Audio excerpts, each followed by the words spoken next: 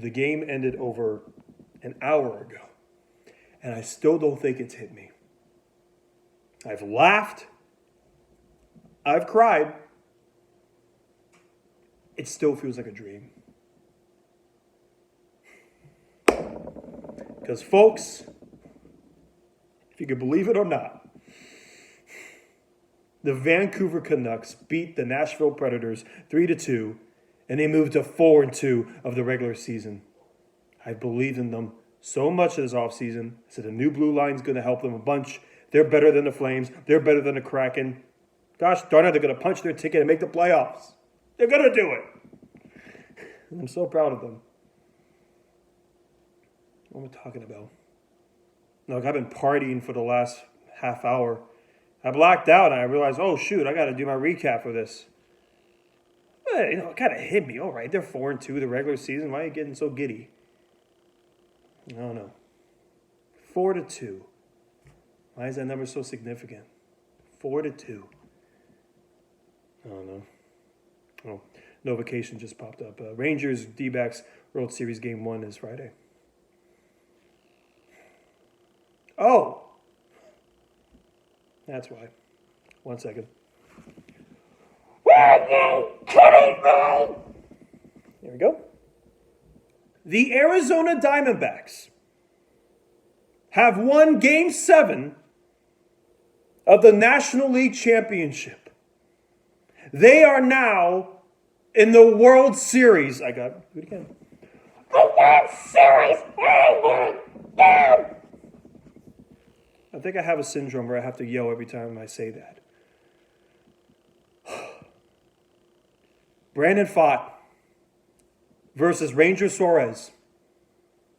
The matchup incredibly favors Philly. I gave up on this series after Game 2. I said they're not going to win 2 in Philly. I shaved off the hair. I got rid of the playoff beard. I did it all. I said it's over. How many times, as this team came around, they get their tail and they smack me across the face and saying, stop not believing. It's kind of an awkward way to say it.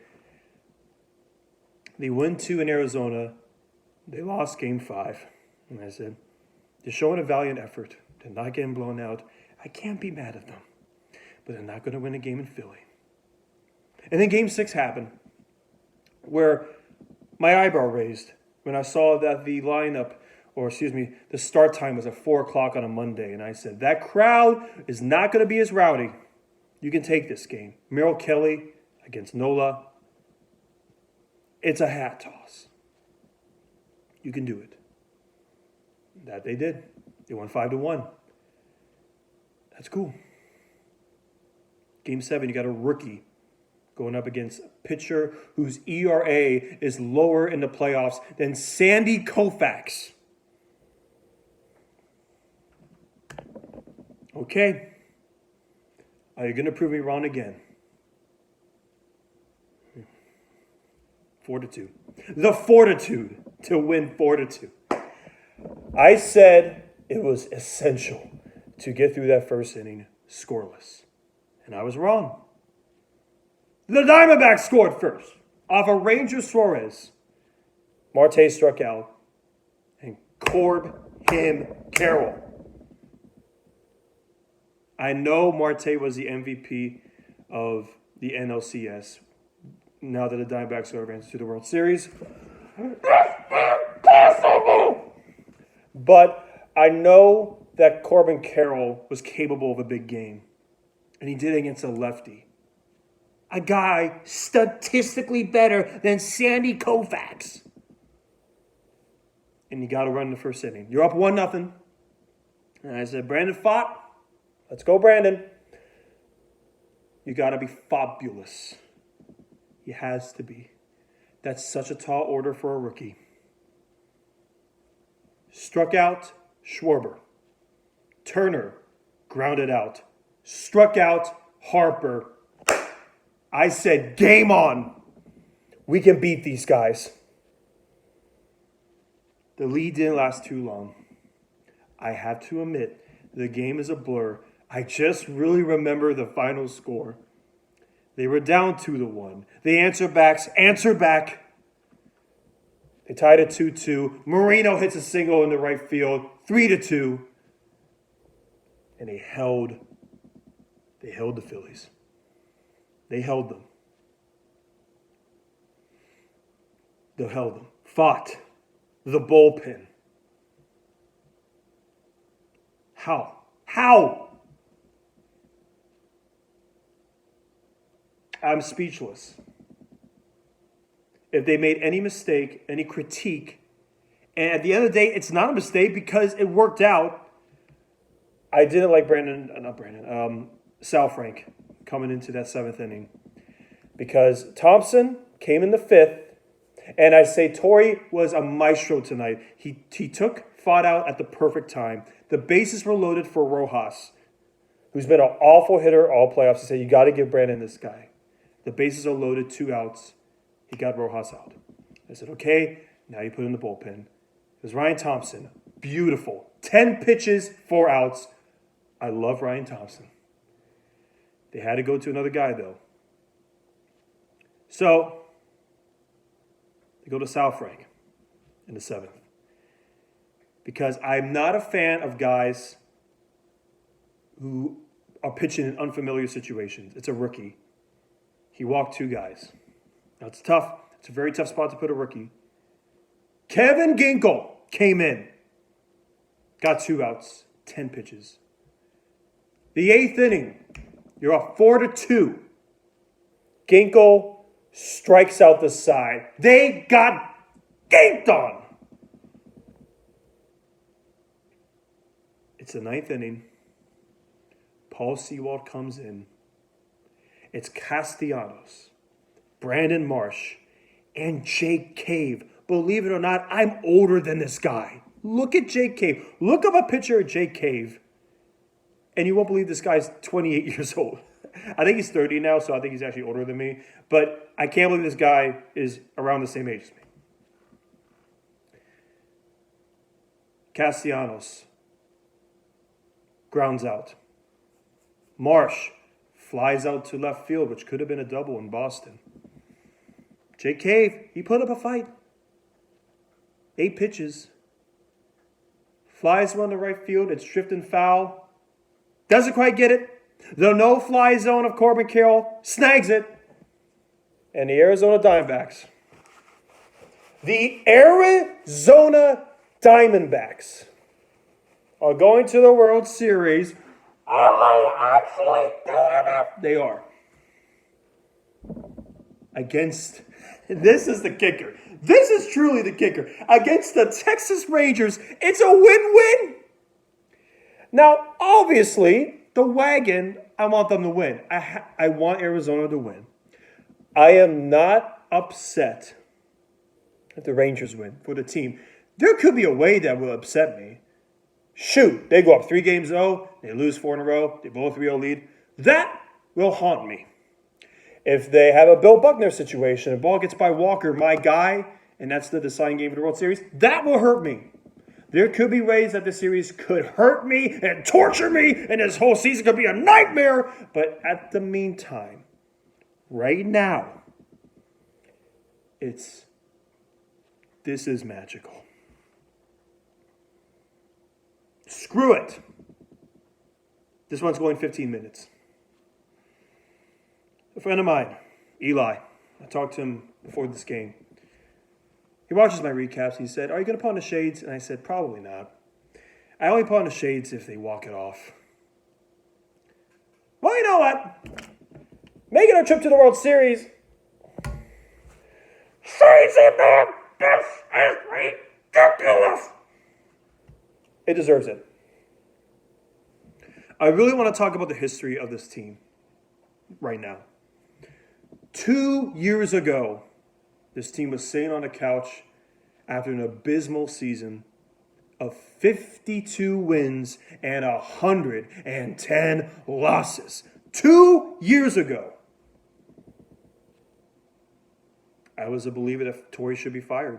I watched the last month of the season. I watched Tyler Gilbert's no-hitter. Beautiful moment. But I saw a team that was searching for an identity.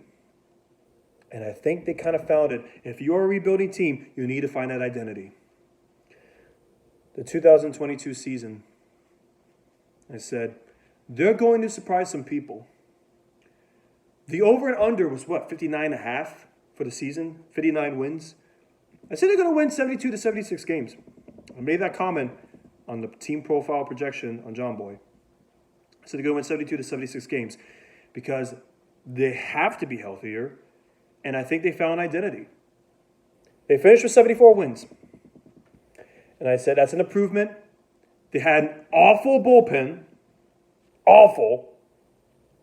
But it was an improvement. Also, 2022, we saw the emergence of Corbin Carroll. I was in Colorado where my sister was getting married when he made his debut, and I said, this kid is special. It was a comeback game against the Phillies. Largest comeback in team history, and it was his first game. He drove in the RBI to put them in the lead. I said, this kid's special. We're going to have a full season of him next year. They won 74 games in 2022. Do you know what the over-under was before the season started? 74.5. With a brand new bullpen, a rookie now playing a full season. You don't have Varsho, but, this trade that people said, the Diamondbacks should get arrested because it was an awful trade for them, apparently. They gave away Varsho for Gurriel and Marino. I said, I really liked Varsho, but this catching prospect got me intrigued, and Gurriel can get hits. He's got a good batting average. Varsho wasn't really a hitter. He was more of a guy who could do everything. I think we won that trade. I think we won it. I said they have to survive the first month. If they can make the wild card. They're definitely going to gun for it. I would have been happy if they were in a position in September. I said, anything can happen in the playoffs. If they make the playoffs, they can gun it. This was before the season. I knew that there were teams on paper that were better than them. But I said, gosh darn it, they're different. MLB advertised that speed's going to be the priority for all these teams. And this team built on that. I said over under 74.5, ridiculous. They're going to win more. I said at least 80. At least. They won 84. And I don't know how the season's going to end. In a way, it's almost torturous that they're this amazing. It's only going to hurt more if they don't win. But I know at the end of the day, this team made it to the World Series. I watched all the torture.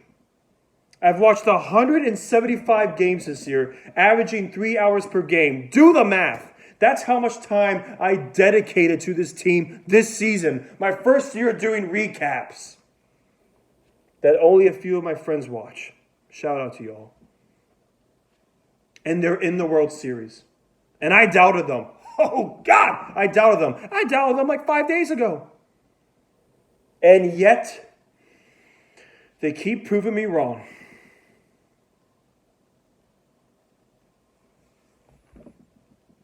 They're going up against the Texas Rangers. It's a dream World Series for me. It still doesn't feel real. Because it is real, you idiot. It is real. I'm going to party so hard tonight. I know the next time I come to do a recap, it's going to be the end of Game 1. I don't think I have the fortitude to go to Arlington and watch a World Series game. I don't know if I can. But this, speechless. There was so much stuff I could have said, and yet I'm going to reserve it. Maybe the last video I make, it could be a special one.